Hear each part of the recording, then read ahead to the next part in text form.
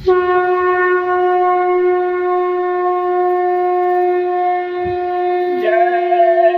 गुरुदेव, जय गुरुदेव। बाबा जी का यह उद्देश्य आध्यात्मिक गुरु हो भारत देश। बच्चों चरित्रवान बन जाओ, देश सेवा कर नाम कमाओ।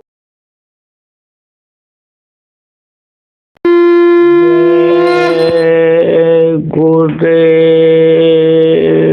दाता सबके एक ही सदा रहे गुरुदेव।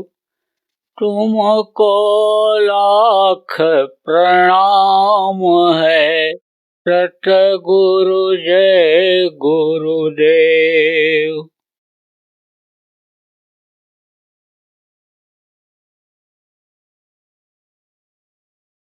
तो प्रेमियों, आपको समझने की जरूरत है कि ये जो देखो मनुष्य शरीर है, ये शाकाहारी खून से माँ के पेट में बना है और पैदा हुए हो तो शाकाहारी खून लेकर पैदा हुए हो। जो चीज आप खाते हो उसी का खून बनता है। आप अनाज खाओ उसका खून बनेगा, आप फल फूल खाओ, साग सब्जी खाओ उसका खून बनेगा। और मांस खाओगे, मछली खाओगे, अंडा खाओगे तो उसका खून बनेगा। तो ये जो जानवरों का मांस का खून बनता है, यह मनुष्य के खून से तालमेल नहीं खाता है। तालमेल खाना कैसे होता है? बुढ़ा बीमार हो गया, लेकर के गए, डॉक्टर ने कहा खून की कमी हो गई, खून चढ़ाना पड़ेगा। लड़का कहता है मेरा खून चढ़ा दीजिए। टेस्ट किया, कहा ना, नहीं चढ़ सकता है। भाई ने कहा मेरा खून चढ़ा दीजिए, बोला ना, तुम्हारा भी नहीं चढ़ सकता है, ग्रुप नहीं मिल रहा है। अब आप सोचो, एक ही माँ के पेट में दोनों पले बने, एक ही माँ ने दूध पिला के बड़ा किया, पालन पोषण करके बड़ा किया, खून नहीं मिला। एक शाकाहारी और दूसरा हो गया मांसाहारी, इसलिए बेमेल हो गया खून। तो खून जब खराब होता है, सफेद दाग हो जाता है, खाद खुजली हो जाती है। खून की खराबी से ही सारी बीमारियां होती हैं। खून जब देखो रुक जाता है तो कहते कि हार्ट का ऑपरेशन करना पड़ेगा। खून मेन चीज है। खून की कमी हो जाती है, खून ज्यादा निकल जाता है, प्राण निकल जाते हैं। पैर कट गया, खून ज्यादा निकल गया, मर जाएगा आदमी। जबकि पैर अगर शून्य भी हो जाए तो भी शरीर चलता रहता है, इधर कोई दिक्कत नहीं होती, लेकिन खून निकल जाए तो मर जाता है। अब आप ये समझो कि कहते हैं हट जाओ मेरे नजरों के सामने से, मेरा खून खौल रहा है, गर्म हो जाता है खून। कोई जल्दी हजम होने वाली चीज आप खाओ, जल्दी हजम न होने वाली चीज को आप खा लो, चक्कर आने लगता है, गैस बन जाती है। तो डॉक्टर के पास जाते हो तो कहते ब्लड प्रेशर हाई हो गया, यानी खून का दौरा तेज हो गया, गर्मी आती है। ऐसे ही क्रोध आ जाता है, मांसाहारियों को क्रोध ज्यादा आता है। ये खून कतल और ये जो अप्राकृतिक घटनाएं, ये सब जो घट रही हैं, ये इसी वजह से घट रही हैं। मांसाहार और शराब अगर देश में बंद कर दिया जाए तो भी बीमारियां बहुत कम हो जाएंगी। 50% बीमारियां तो उसी समय से खत्म होने लग जाएंगी। और अगर इसको बढ़ावा दिया गया शराब को और मांस को, तो कोई भी मई का लाल किसी भी दवा से यानी समझो कि बीमारियों को खत्म नहीं कर सकता है। ये बात आप समझ लो। आपने अभी क्या बीमारियों को देखा? अभी क्या कोरोना देखा? अभी कोरोना से भी तेज तेज बीमारियां आने वाली हैं और दिखाई भी पड़ने लग गई। आप समझो कि वो डॉक्टर कह रहा है कि 16 करोड़ रुपए का एक इंजेक्शन और 6 करोड़ रुपया खर्चा आएगा यहाँ तक विदेश से मंगा के और लगाने में, तब ये 14 महीने की बच्ची बच पाएगी। अब वो सबसे गुहार लगा रहा है पुत्री के प्रेम में कि कोई मदद कर दे। अब इस तरह की अगर बीमारियां आ गई तो आज तो कोई शेठ साहूकार मदद कर दे, सरकार मदद कर दे, लेकिन जब इस तरह के हजारों लाखों हो जाएंगे तो कहाँ से कोई मदद करेगा। ये खजाने इनके, चाहे स्टेट गवर्नमेंट के हों चाहे सेंट्रल गवर्नमेंट के हों, सब खाली हो जाएंगे। लेकिन अगर मेरी ये बात मान लें, जितने भी स्टेट गवर्नमेंट की सरकारें हैं और जितनी सेंट्रल की सरकार है, देश विदेश में जितनी भी सरकारें हैं, अगर मेरी इस बात को वो लोग मान लें कि इससे यानी समझो कि आमदनी जो हो रही है यानी उससे यानी हम इनका इलाज करा करके ठीक कर लेंगे, तो ये कर नहीं पाएंगे। हमारी ये बात अगर मान लेंगे, शराब और मांस बंद कर दें, तो आप ये समझो इन तकलीफों में राहत मिल सकती है, वरना ये बहुत कठिन काम है। आप ऐसे ही देखो कि एक तरफ तो शराब की आमदनी आ रही है और दूसरी तरफ शराब की वजह से कितना खर्चा हो रहा है, कितने एक्सीडेंट हो रहे हैं, कितने मद्यपान विभाग चला रहे हैं कि मत पियो मत पियो मत पियो, लेकिन दुकानें खोलते चले जा रहे हैं। ये दोहरी पॉलिसी किसी की भी हो, हम किसी भी पार्टी का, किसी का नेता का हम निंदा नहीं करते हैं। हमारे पास हर तरह के लोग आते हैं, लेकिन कमियों को हम बताते हैं। कमी को अगर बताया नहीं जाएगा, थोड़ा हो गया ऑपरेशन अगर नहीं किया जाएगा तो वही नासूर बन जाता है। मुझे तो बताना है, कहना है। अब आप ये समझो कि कैसे गौ हत्या बंद हो सकती है, जब गौ हत्या बंद करने की इच्छा रखने वाले पद पोस्ट पर बैठे हुए लोगों के बगल में ही हैं और वो गौ मांस खाते हैं, तो कैसे बंद हो सकता है। देश के विदेश के जितने भी मंत्री मिनिस्टर हैं, किसी भी पार्टी के हों, अगर वो ये संकल्प बनाने लग जाएं कि हम शराब नहीं पिएंगे, हम अब शाकाहारी रहेंगे, मांस नहीं खाएंगे, ये संकल्प अगर बनाने लग जाएं, तो अभी देखो उसका असर लोगों के ऊपर पड़ने लग जाए, बहुत से लोग शाकाहारी हो जाए। तो प्रेमियों, ये आपका विषय नहीं है, लेकिन आपसे तो इस बात को कहना है कि आप जितने भी लोग यहाँ पर हो, बीमारियों से अगर बचना चाहते हो, लोगों को बीमारियों से बचाना चाहते हो, तो आप शाकाहारी हो जाओ और प्रचार करो इस बात का कि लोग शाकाहारी हो जाएं, जीवों पर दया करें, कृपा करें। यही जीवात्मा जो आपके अंदर, हमारे अंदर, वही मुर्गा में भी, वही भैंसा में भी, वही बकरा में भी, वही गाय में भी, वही बैल में भी, सब में यही जीवात्मा है। तो उनकी रक्षा हो जाएगी, कटना बंद हो जाएगा, आपको आशीर्वाद दुआ वो देंगे, उनकी आत्माएं देंगी और आपका ये मानो मंदिर साफ सुथरा हो जाएगा।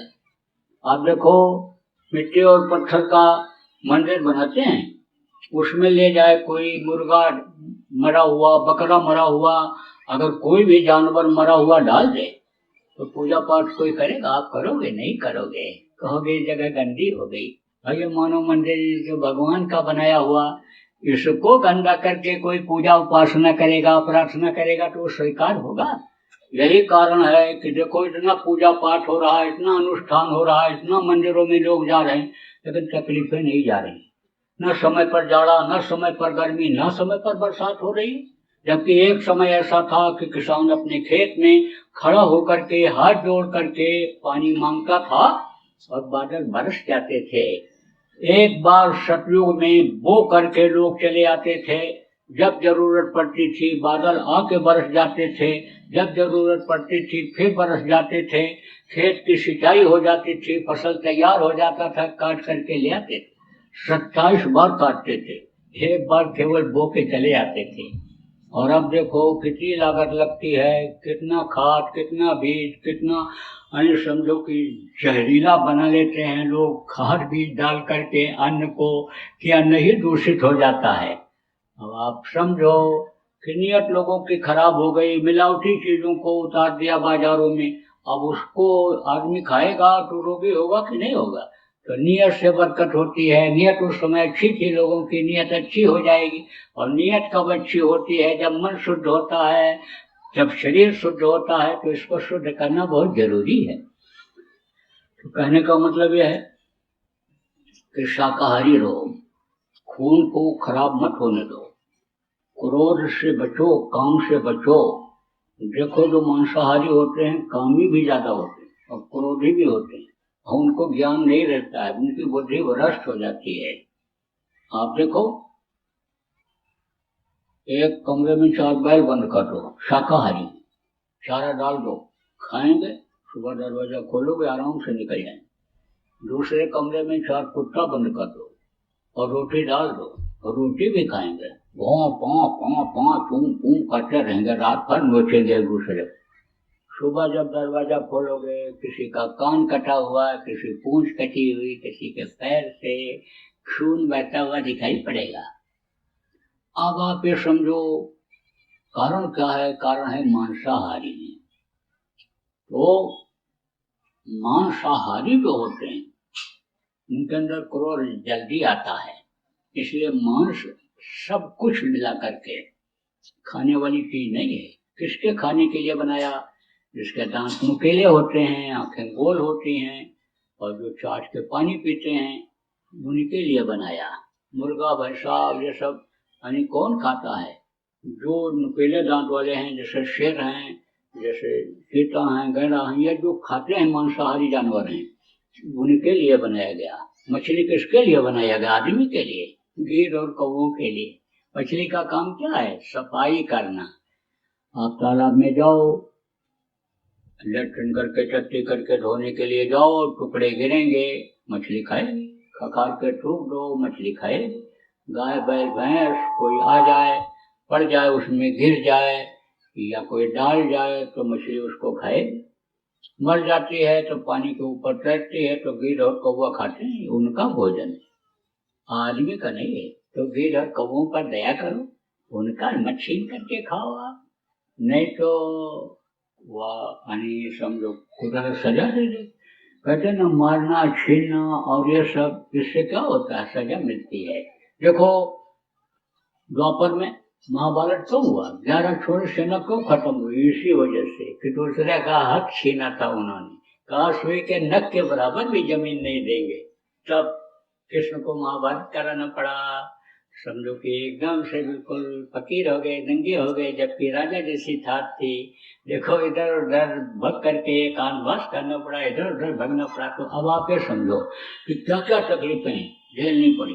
तो दूसरे का गिद्ध और कौवा का मत छीन के खाओ भाई, उनके लिए आप छोड़ो, मछली मत खाओ।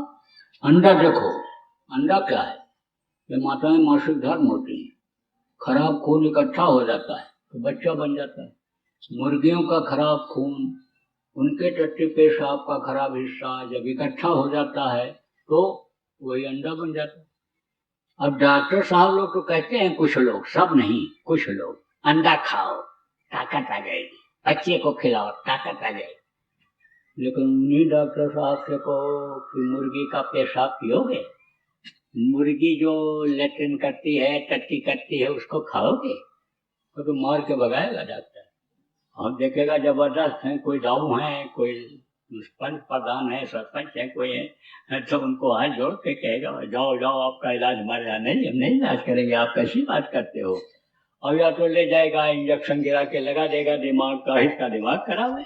तो अब आप यह समझो प्रेमी कि ये वही गंदी चीज है, इससे और ताकत बढ़ती नहीं, ताकत क्षीण हो जाती है गंदी चीजों के खाने से। तो इससे बचो और बचाओ, और लोगों को भी समझाओ तो भाई इससे बचो, इससे बीमारियां कम होंगी और जीवों पर दया होगी। आप जब दया करोगे, जीव बचेंगे तो वो आशीर्वाद देंगे, दुआ देंगे आपको, और आपके धन पुत्र परिवार में बढ़ोतरी होगी। तो आप इनको समझाओ। देखो, बुरे लोग अपनी टीम बनाते हैं, चोर डकैत और ये जो होते अपनी टीम बनाते हैं। तो जो आप आज से शाकाहारी हो रहे हो या शाकाहारी हो, तो आप अपनी टीम क्यों न बनाओ? जब वो बुराई नहीं छोड़ रहे तो आप अपनी अच्छाई को छोड़ो, आप भी अपनी टीम बनाओ, आप भी अपनी संख्या बढ़ाओ। जब आप शाकाहारी हो जाओगे, बच्चे बच्चों, तो बहुत से जीवों की जान बच जाएगी। तो देखो, कम खाओ, ज्यादा जब खा लेते हो तो जाना पड़ता है कहाँ? डॉक्टर के पास। तो डॉक्टर क्या करता है? पैसा भी लेता है, पेट भी फाड़ देता है, ऑपरेशन कर देता है। अब एक बार ऑपरेशन करा लिया तो कोई गारंटी है? दोबारा नहीं कराना पड़ेगा। दोबारा जाओगे फिर ऑपरेशन, दोबारा जाओगे फिर ऑपरेशन। एक आदमी तो थक गया ऑपरेशन कराते कराते, और फिर बता दिया, बोला गाय भी बेच दिया, भैंस भी बिक गई, जमीन भी गिरवी रख दिया, औरत का जेवर भी बिक गया, फिर ऑपरेशन कहाँ से लाऊं डॉक्टर साहब। तो ये काम ये करना कि अब की बार ऑपरेशन करने के बाद टाँका मत लगाना, सिलाई मत करना, चैन लगा देना, चैन या तो बटन लगा देना, क्योंकि जब फिर आऊंगा तब फिर ऑपरेशन ही करोगे, ऑपरेशन ही बताओगे। पट्टी करानी पड़ती है, जब टांका लगाते हो पक जाता है, यहाँ पट्टी कराने बनाने आना पड़ता है, तो आप बस चैन लगा दो। तो अब आप ये समझो, एक बार ऑपरेशन करा लो तो कोई गारंटी नहीं है, कितनी बार कराना पड़ जाता है। कारण क्या है, वही पिंगला पिंगला सुषुम्ना, ये जो 3 नाड़ियां हैं उन्हीं से 72,000 नसें निकली हुई हैं। तो जब पतली नसें, जिसको डॉक्टर मशीन से भी नहीं देख पाता है, जब वो कट जाती हैं, जुड़ती नहीं है, तो शरीर का सिस्टम बिगड़ जाता है। इसका सिस्टम किससे बना हुआ है? उसके मसाले से, जल पृथ्वी अग्नि वायु आकाश से, जन्म मृत्यु परिणामी विद्युत शक्तियों से बना हुआ है। मनुष्य शरीर की रचना कैसे हुई है, कम समय में आपको क्या बताऊं। अभी जब आप समय निकालोगे, हमारे उज्जैन आश्रम आओगे, जहाँ कार्यक्रम होते हैं, जहाँ कई दिनों का कार्यक्रम होता है, सुबह शाम सत्संग चलता है, उसमें बहुत सारी बातों की जानकारी आपको करा दी जाएगी। लेकिन मोटे तौर से आप ये समझो कि सिस्टम जब बिगड़ जाता है तब फिर जल्दी ठीक नहीं होता है शरीर का, फिर तो रोगी ही शरीर रह जाता है। अब जब कम खाओगे, आराम से हजम हो जाएगा, तब डॉक्टर के पास क्यों जाना पड़ेगा। तो कारण क्या है कि संयम नियम को छोड़ दिया लोगों ने, संयम नियम कोई बताता नहीं है, संयम नियम में कोई चलना चलाना नहीं चाहता है, ऐसी बात कोई बोलना नहीं चाहता है कि जिससे हमारा अपमान हो जाए, जिससे हमको दक्षिणा न मिले, जिससे हमारी चेला न बने। तो भाई हमको तो न चेला बनाना है, न आपसे कुछ मांगना है दक्षिणा, न आपसे हम कोई इच्छा रखते हैं। हम तो आपको भले की बात बताते हैं, आप पकड़ लोगे, अपना लोगे, आप खुद फायदा देखोगे। तो हम तो एक परमार्थ के काम में लगे हुए, हमारे गुरु महाराज भी पूरा जीवन परमार्थ में ही निकाल दिए, और हमको भी गुरु महाराज बचपने में ही मिल गए थे, 40 साल अपने पास रखा गुरु महाराज।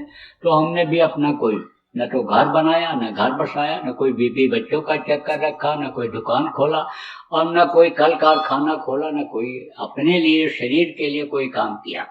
तो हम क्या मांगेंगे आपसे दान दक्षिणा, हमको क्या जरूरत है।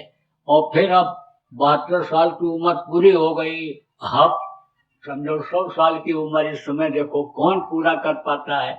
और ये मृत लोग है, जो हमारे गुरु महाराज जैसे चले गए, समर्थ संत थे, पूरे संत थे, तो हमको भी जाना पड़ेगा। तो हम काहे के लिए क्या ये करेंगे, लेकिन सही बात आपको बताएंगे प्रेम। तो बच्चों, कहा गया ना, बुजुर्गों के पास बैठने से बहुत जानकारी मिलती है, बुढ़ों के पास, बुढ़ियों को बहुत जानकारी रहती है, चाहे अनपढ़ ही सास क्यों न हो। लेकिन ये जो बहुएं पढ़ी लिखी आती हैं, नहीं बैठती उनके पास, कह रहे हैं अनपढ़ के पास कौन बैठे। तो जबान भी तुतली हो जाती है बुढ़ापे में, कान से भी कम सुनाई पड़ता है। तो कहती हैं कि कौन इनके पास बैठे, बेकार में ताकत छीड़ हो, जोर जोर से बोलना पड़ेगा। लेकिन बहुत जानकारी रहती है उनको, 1 से 1 100% की बात बोलती हैं, 100% की बात। तो आपको समझने की जरूरत है, बैठना चाहिए, जानकारी लेना चाहिए।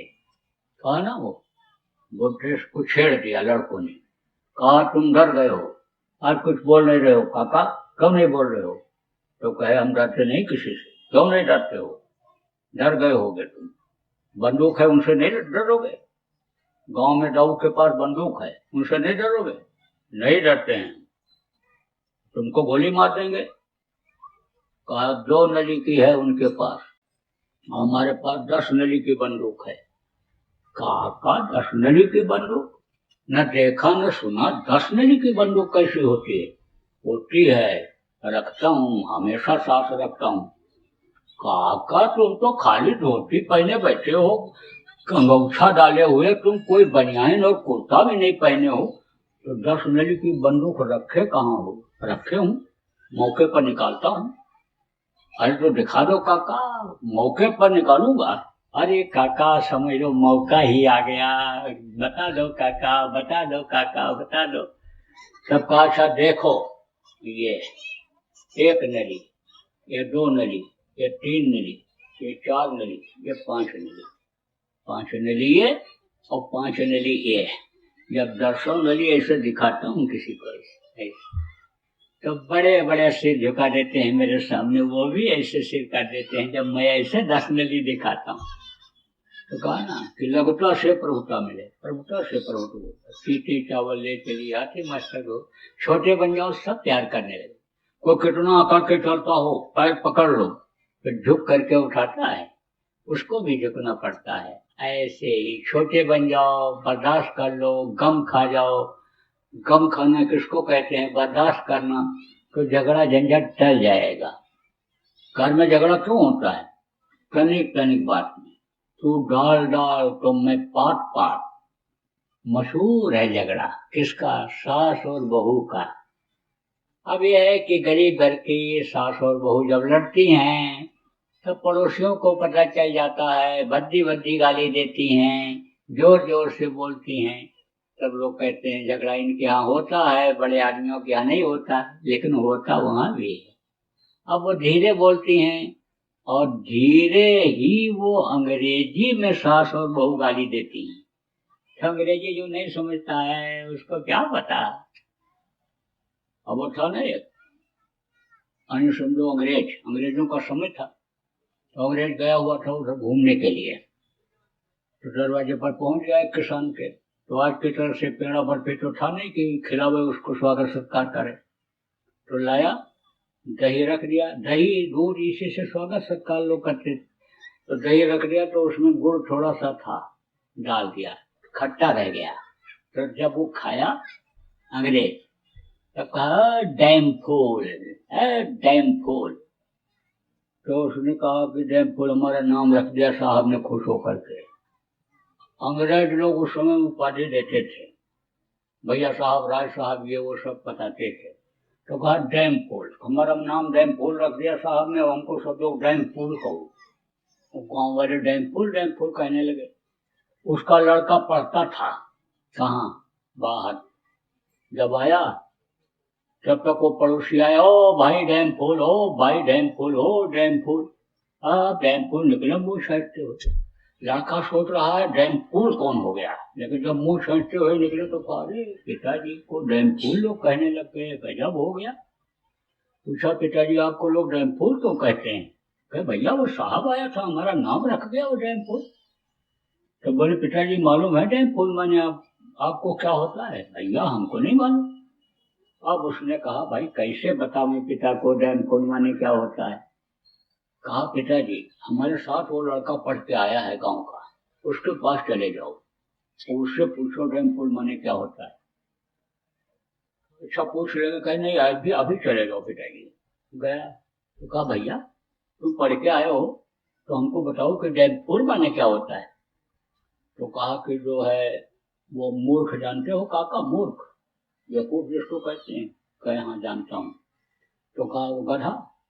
तो कहा हाँ गधा जानते हैं, वो हनुमान जी को लेकर चलते थे। अब उसने सोचा कि कहीं गधा हमारा नाम रखेंगे, जब हमारा नाम रखेंगे तो वो हनुमान जी जो चलते थे मजबूत चीज, गधा रखेंगे नाम। तो कहा हाँ गधा जानते, हनुमान जी लेकर चलते थे। बोले गधा नहीं गधा, जिसके ऊपर कपड़ा रख करके धोबी लोग धोने के लिए जाते हैं वो। अरे कहा गधा नाम रख दिया हमारा, गजब कर दिया। और हमको लोग गधा गधा कहते रहे अभी तक। तो जिसको अंग्रेजी नहीं मालूम है उसको क्या पता है, लेकिन जो अंग्रेजी समझते हैं वो बताते हैं कि झगड़ा होता है। अनपढ़ नौकरानी से भी पूछ लो तो वो बता देती है कि ऐसे देखती हैं एक दूसरे को जैसे बकरा कसाई को देखता है, ऐसे देखती हैं। तो वो भी बता देती है, पढ़ती नहीं आपस में, लेकिन क्या कहती हैं ये तो नहीं समझ में आता है। तो आप ये समझो झगड़ा होता है। लेकिन बच्चियों और सास जो आप बैठी हो, आप अगर समझ लो कि एक दूसरे की बातों को बर्दाश्त कर ले जाओ, चुप हो जाओ, तो झगड़ा नहीं होगा। झगड़ा तो कई कारणों से होता है, अब इतना बताने का समय नहीं है, लेकिन ये समझ लो आप कि अगर एक को क्रोध आ जाए, गुस्सा आ जाए, दूसरा चुप हो जाए, तो झगड़ा नहीं हो सकता है। पति को गुस्सा आ जाए, पत्नी चुप हो जाए, पत्नी को गुस्सा आ जाए, पति चुप हो जाए, एक को शंका हो जाए, पूछ ले, उससे समाधान हो जाए, तो अंदर अंदर घुटन नहीं होगी, अंदर अंदर गुस्सा नहीं होगा। और जब अंदर अंदर किसी बात पर एक दूसरे से गुस्सा हो जाता है, तो दिन भर आदमी कमी निकालता है, दिन भर पैर पटकता रहता है। औरतों को अंदर अंदर अगर गुस्सा हो जाता है, चाहे पति से हो चाहे किसी से हो, तो दिन भर में 2-4 बर्तन पटक के पिचका डालती है। अब आप ये समझ लो कि जब शंका हो जाती है बहू के ऊपर कि इसकी नजर तिजोरी की चाबी पर है हमारे, तब जल्दी सेवा भी नहीं कराती, पैर भी नहीं दबवाती है, पैर पटकती रहती है, ऐसे दर्द रहता है लेकिन दबवाती नहीं है कि कहीं पैर दबाते दबाते गला न दबा दे। और बहू को जब शंका हो जाती है सास पर कि हमको घर से बाहर निकाल करके ही दम लेगी, जब इसने ये सोच लिया कितने भी दहेज के मुकदमे चलें, जेल भी क्यों न जाना पड़े, तो अने समझो जब ये बात की शंका हो जाती है, तब आप ये समझो कि वो प्रेम नहीं रह जाता है। वो भी फिर ये सोच लेती है बहू भी कि बुढ़िया जब तक मर नहीं जाएगी, कपड़ पर नहीं चली जाएगी, दम नहीं लूंगी, बस झगड़ा होने लगता है। अब आपको यह भी बता दें, संतों की महिमा में भी बताया गया है कि जो जीव संत से छू जाते हैं, दया हो जाती है, मनुष्य शरीर के अधिकारी हो जाते हैं। किसी भैंसा को छू लिया, किसी घोड़े के ऊपर बैठ गए, घोड़सवारी कर लिया, अब उसको मनुष्य शरीर मिल जाएगा। लेकिन जब मनुष्य शरीर मिलेगा तो जैसे भैंसा गुर्राता, रगड़ता, सींग मारता चलता है, ऐसे ही ऐठता हुआ आदमी भी चलेगा। मान लो कोई बकरी उनकी जीवात्मा है, औरत बन गई, तो जैसे बकरी म्या म्या म्या म्या म्या चिल्लाती है, ऐसे औरत भी दिन भर बोलती रहेगी। अब ऐसा कोई साथ पड़ जाए, चाहे सास का स्वभाव वैसा हो, चाहे बहू का स्वभाव वैसा हो, जो बर्दाश्त न हो पावे, तो देखो जो भी आप बैठी हो, सास हो चाहे बहू हो, चाहे आप भाई भाई हो, ऐसा साथ अगर पड़ जाए तो उस समय पर क्या करना, ऊपर से कपड़ा डाल लेना और आंख बंद करके कान में उंगली लगाना और भजन पर बैठ जाना। अब आप जब देखोगे नहीं कि किस तरह से आंखों से इशारा हो रहा है, किस तरह से हाथ दिखा रहा है, जब देखोगे नहीं, जब आप कान से उनकी बातों को सुनोगे नहीं, तो फिर अंदर में क्रोध नहीं पैदा होगा, अंदर में जिसको रिएक्शन कहते हैं, प्रतिशोध कहते हैं, वो नहीं होगा। इसलिए सबसे बढ़िया तरीका यही है, लेना देना कर जाए एक दूसरे का, गृहस्थाश्रम में अदा करने के लिए जन्म मिलता है, आराम से अदा हो जाएगा। और नहीं तो यही घर छोड़ करके जाना पड़ रहा है, जल के मरना पड़ रहा है, जहर खा के लोग मर जा रहे हैं। यही गृहस्थाश्रम जो पहले कभी स्वर्ग जैसा था, नरक जैसा हो रहा है। एक कमाता था, 10 खाते थे, 10 कमाते तो भी नहीं पूरा पड़ता है, दूसरों के आगे हाथ फैलाना पड़ता है, कर्जा लेना पड़ता है। कारण क्या है प्रेमियों? कारण यही है कि रुपया पैसा कमाया नहीं जाता है, रुपया पैसा आदर के साथ मेहनत के साथ लाया जाता है, तब तो लक्ष्मी रुक जाती हैं। मार के लाओगे तो कोई मार के ले जाएगा, काट के लाओगे काट के ले जाएगा, दिल दुखा करके लाओगे तो वैसे ही ये लक्ष्मी चली जाती, रुकती नहीं। इसलिए बरकत के लिए मेहनत और ईमानदारी की कमाई जरूरी होती है। तो देखो ये मोटी बात आपको बताया, गृहस्थ आश्रम को स्वर्ग बनाने के लिए, गृहस्थ आश्रम में सुख और शांति के लिए, ये लोक बनाने के लिए ये तरीका आपको बता दिया। जो ध्वन्यात्मक नाम है उसको मैं आपको बताऊंगा, वही मुख्य नाम है इस समय पर। और उसी के बारे में गोस्वामी जी महाराज ने कहा, कलयुग केवल नाम आधारा और सुमिर सुमिर नर उतर नहीं पा रहा। नाम लेत भव सिंधु सुखाई, नाम लेते ही भव सागर सूख जाए। इतनी महिमा नाम की बताया उन्होंने। कहा राम न सकहि नाम गुण गाई, और कहाँ लग करो मैं नाम बढ़ाई। यानी समझो वो औपचारिक शक्ति थे जिनको बहुत से लोग सब कुछ मानते हैं, यानी आप ये समझो वो भी नाम की महिमा को नहीं समझ पाए। तो वो है ध्वन्यात्मक नाम। यही नाम मीरा को जब मिला उनके गुरु रविदास से, तब उन्होंने कहा, पायो रे मैंने नाम रतन धन पायो।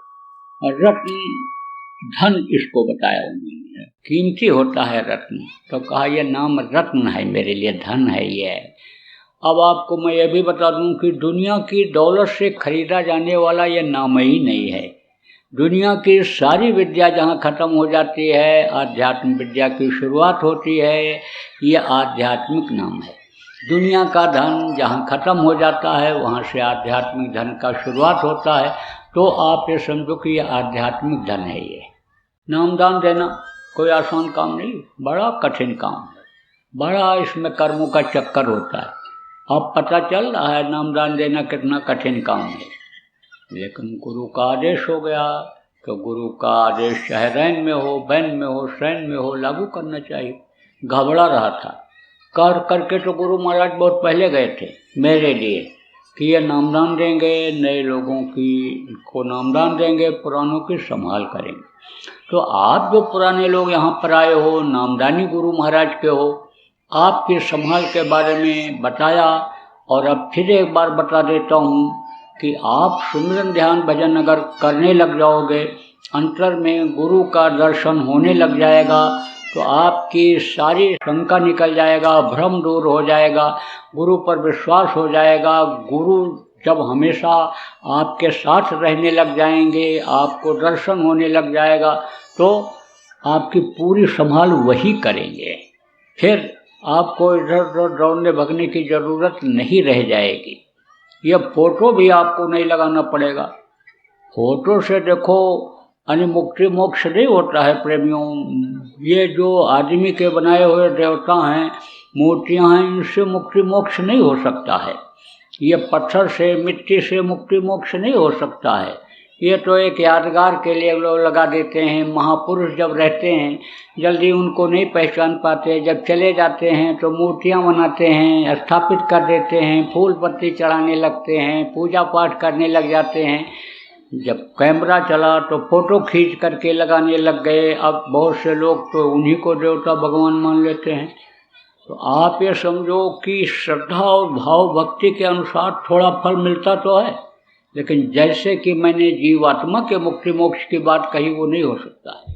मुक्ति मोक्ष से नहीं हो सकता। और यह तो उस समय लगाया जाता है कि जब अंतर में दर्शन नहीं होता है, क्योंकि गुरु का ध्यान कर प्यारे, बिना इसके नहीं छूटना। संत मत में गुरु ही सर्वोपर शक्ति होती है और गुरु की ज़रूरत हमेशा रहती है। इसलिए गुरु का ध्यान लगाने के लिए उनके चेहरे का फोटो लगा लिया जाता है। तो जो आप पुराने लोग हो उनको मैं बताऊंगा कि फिर गुरु महाराज के फोटो की भी ज़रूरत नहीं रह जाएगी आपको लगाने की। अगर अंतर में आपको गुरु का दर्शन हो गया तो संभाल की बात तो आपके लिए है। जय गुरुदेव। बाबा उमाकांत जी महाराज अपने ही प्रेमियों के सहयोग से संस्था द्वारा जनहित का कार्य करते हैं।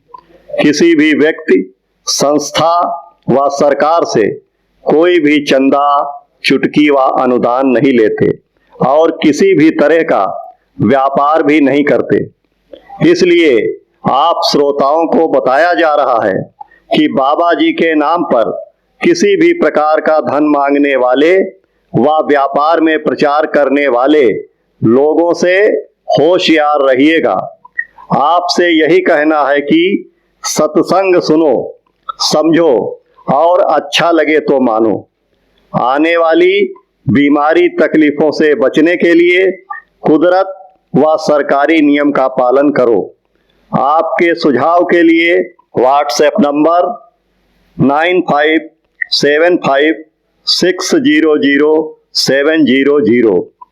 जय गुरुदेव, जय गुरुदेव। भोले पाला सिवान बागिया मेराई, कोयल सो के पपिया की बोली सुहाई।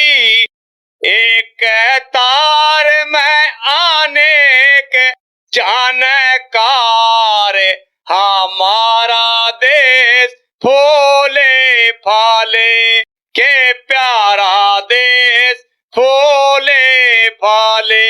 यही वंदना है गोरों से बारंबार हमारा देश फूले फाले के प्यारा देश फूले फाले।